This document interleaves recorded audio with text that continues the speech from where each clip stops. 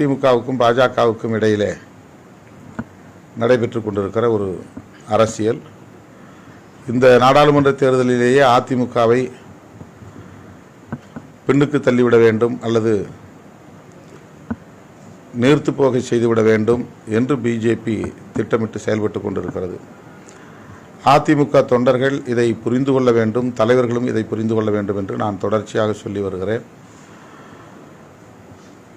இப்போதாவது அவர்கள் அந்த அணியிலிருந்து வெளியேறி வந்து எங்களுக்கும் பிஜேபிக்கும் சம்பந்தமில்லை என்று சொல்லுகிற ஒரு நிலையை பார்க்கிறோம். ஆனாலும் தனியே அவர்கள் பிரிந்து வந்தாலும் பிஜேபி விடுவதாக இல்லை. அதிமுகவை பலவீனப்படுத்துவதிலேயே கவனமாக இருக்கிறது. வேறு கட்சிகளில் இருந்து பிஜேபிக்கு யாரும் சென்றதாக எனக்கு தகவல் இல்லை. சிதம்பரம் தொகுதியில்